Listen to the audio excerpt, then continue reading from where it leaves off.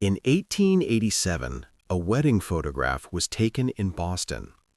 For almost 130 years, it sat in an unlabeled folder in a church archive. Just another stiff Victorian couple. Just another forgotten day. Until a historian scanned it and zoomed in to the background. What they found there changed everything we thought we knew about that wedding, about that marriage, and about how far Victorian families were willing to go to hold on to the dead. Because this is not just a wedding photograph. It's something much darker. In the late 19th century, a wedding portrait was not taken lightly. Photography was still expensive.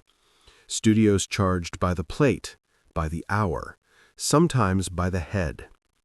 For working and middle-class couples in cities like Boston, a formal wedding photograph was often the image that would define them for the rest of their lives, the one future grandchildren would see in an album and say, "That's them," on their wedding day. The year is 1887. Boston is a city in transition. Irish and Italian immigrants pouring into cramped neighborhoods, Beacon Hill fading, Back Bay rising. Horse-drawn streetcars sharing the road with the first electric lines. Newspapers run ads for wedding portraits, enlargements, and family groups, beside notices for patent medicines and undertakers. Victorian wedding photography had its own logic. Couples rarely smiled, exposure times could still run into several seconds, and smiles were hard to hold, but there was more to it than that. A solemn, composed expression was considered respectable, especially in Protestant New England. Photography was not yet casual. It felt closer to making a death mask than snapping a selfie. Most wedding portraits followed a familiar pattern. The bride in white or ivory, sometimes in a darker dress if funds were limited, stands or sits slightly forward. The groom in dark suit and stiff collar stands at her side, a hand resting lightly on the back of her chair. A bouquet, a table with books, a painted backdrop suggesting a grand drawing room, even if the real home was a crowded tenement. Sometimes the whole wedding party would crowd in, parents, siblings, a minister. Sometimes they'd pose in the parlor at home, hired photographer standing his camera on a wooden tripod in front of the best window. At first glance, that's all this 1887 Boston photograph appears to be. A young couple, newly married, facing the camera with that serious, pre-smile dignity. The bride's dress is fashionable, but not extravagant. The groom's suit is well-made, his boots polished. They're standing in what looks like a modest parlor, a patterned rug, a gilt frame on the wall, a dark wooden chair just visible at the edge of the frame. For more than a century, that's how it was cataloged. Unidentified wedding couple, see 1880s Boston. It sat in a church archive box with dozens of others, people marrying, people posing, people gone. Then, in the 2010s, a local historian, working on a project to digitize parish records and associated photographs, pulled it from its envelope, placed it on a scanner, and paused. On the back, in cramped pencil, there was a name. Mr. and Mrs. O'Rourke, June 1887, St. Bridget's. Not unusual. Many families wrote names on the back of their portraits years later as children married and left home. The historian keyed it into a database, placed the print, and hit Scan. On the computer screen, the image appeared larger than it had ever been seen before. At first, there was nothing new, just more detail. The grain of the wallpaper, the weave of the bride's dress, the faint lines of tiredness already in the groom's face. But the historian did what historians and the internet inevitably do. They zoomed in. If you look at the O'Rourke wedding portrait at normal size, your eye goes where the photographer intended, to the faces. The bride's eyes are dark, looking just slightly off the lens, as if focused on a point beyond it. The groom's are more direct. He's standing a little too stiffly, his hand hovering rather than resting on her shoulder, as if he's not entirely sure of the correct level of intimacy for the camera. Behind them, a heavy curtain has been drawn to create a neutral backdrop. To the right, you can just make out the edge of a door frame. Below, the patterned rug, more intricate the closer you look. But it was something down and to the left that caught the historian's attention. At the bride's feet, just in front of her skirts, is what at first glance looks like a bouquet or some kind of decorative cushion. It's pale, lacy, rounded. In the faded original, it blends into the hem of the dress. On the high-resolution scan, it didn't blend quite so well. Curious, the historian dragged a rectangle around it and zoomed in closer. The grain resolved into finer detail. The lace became recognizable as a tiny christening gown, not the same fabric as the bride's dress, but a separate, smaller garment, wrapped around a shape that was not simply a cushion. There was unimaginably a tiny hand resting on the bride's shoe. 4 fingers, pale against the darker leather, slightly curled. Zoom in further, and what looked like a cluster of lace near the bride's knee becomes the faint outline of a small face turned just slightly away from the camera. Closed eyes, a nose, barely suggested, a mouth relaxed in an expression that is not quite sleep. The historian sat back. They checked the physical photograph with a magnifying glass to make sure it wasn't a scanning artifact. The glass confirmed what the pixels showed: the faint but undeniable features of an infant propped on the bride's skirts, cradled in lace. No one had cataloged this as a family portrait. No one had written child or baby on the envelope. For over a century, everyone, including archivists, had looked, seen wedding couple, and moved on. But once you see the child, you cannot unsee it. And that raises questions. Why is there an infant in this wedding photograph? And why is that infant's face so very, very still? Victorian postmortem photography is well documented. In an era before cheap cameras, a photograph might be the only visual record a family ever had of a loved one. When someone died, especially a child, who might never have been photographed in life, some families would call a photographer and have the body arranged as if asleep, in a crib, on a couch, even in the arms of grieving parents. The resulting images can be hard to distinguish from sleeping portraits until you know what you're looking at. Heavy lids. An odd stillness around the mouth. The way hands rest, supported rather than moving.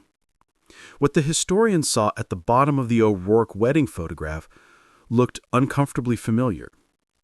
A baby dressed in what appears to be a long white christening gown, laid across the bride's lap and down toward the floor, its head just peeking out of the folds, its eyes closed. No obvious supports, but the angle is strange, more horizontal than a living, squirming infant would likely tolerate for the long exposure. This is when the work of investigation begins. The names on the back, Mr. and Mrs. O'Rourke, June 1887, St. Bridget's, give us an anchor. Parish registers for St. Bridget's Church in South Boston confirm the marriage. June 5, 1887, Patrick O'Rourke, laborer, age 24. Bride, Mary Catherine Doyle, age 20. So far, so ordinary.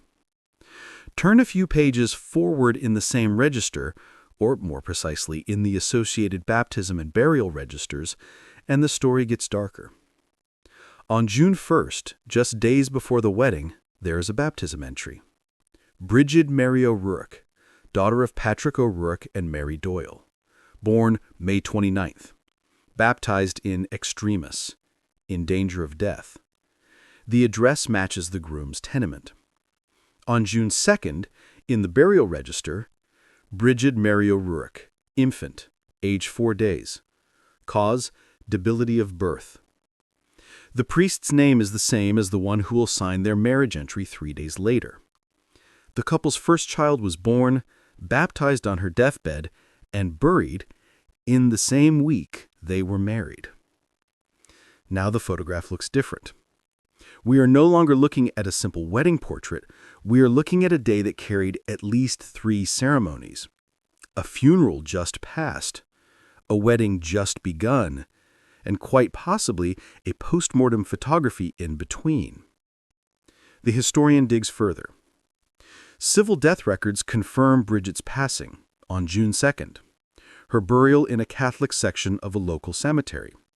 There is no note of exhumation or delay. So how is there a baby, apparently dressed for baptism or burial, present at a wedding photograph taken on June 5th? One possibility is chronology. In this period, dates and registers can be approximate. It's possible the photograph was taken a day or two earlier, when the child was still barely alive or newly dead, and the June 5th written later reflects only the marriage date, not the moment of exposure.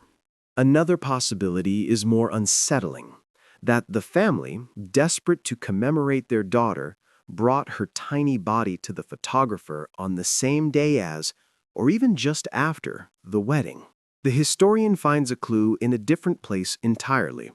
A box of family papers donated to a local historical society decades ago, labeled simply O'Rourke Doyle family. Among letters and bills is a small, almost transparent sheet of paper with handwriting in the same cramped style as the back of the photograph. It is a note from Mary to one of her sisters, undated but clearly written years after the fact.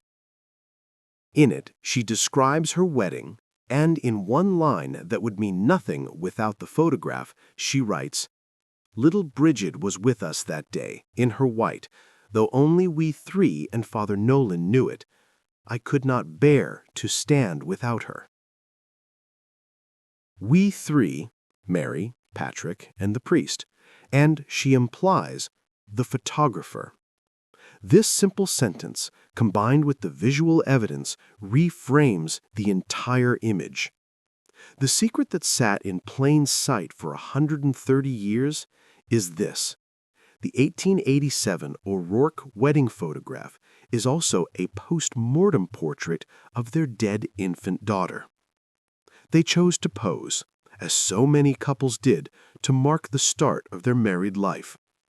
And they insisted, perhaps quietly, perhaps with priestly assistance, on including the child they had lost that same week, laying her on the bride's lap, wrapping her in lace, and allowing the camera to fix them together for as long as the paper would last. Once you know this, you can see the grief in their faces differently. Patrick's stiffness is not just formality. It might be the tension of a man holding himself upright under the weight of multiple ceremonies, a birth, a death, a wedding, all in a span of days. Mary's slightly averted gaze reads less as shyness and more as someone focusing very hard on not falling apart in front of the lens. What appeared to be a decorative bundle at her feet resolves into a child that once breathed. The day is no longer just a joyful milestone. It is a makeshift bridge between life and death. We like to imagine neat compartments, a wedding here, a funeral there, separate times for separate emotions. For the O'Rourkes, and for many Victorian Hamleys, those compartments did not hold. They lived, married, and mourned under the constant shadow of mortality. An infant could be born, baptized, photographed, and buried within a week. A wedding portrait could double as the first and last family portrait. The secret this photograph hid was not a ghost in the supernatural sense. It was something more ordinary and more brutal.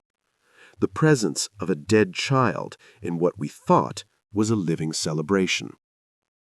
How many other ordinary Victorian family and wedding photographs hide similar stories? How many bouquets are bundles? How many blurred shapes at the edge of the frame are someone the family could not bear to leave out? This isn't the only Victorian photo hiding secrets. In another image, taken only a few years later, what appears at first to be a studio trick or a careless blur seems, under analysis, to defy the laws of physics themselves, a case that obsessed both early photographers and modern historians.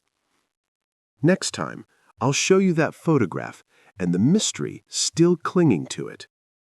Until then, look carefully at old images. You never know who or what might be waiting at the edge of the frame.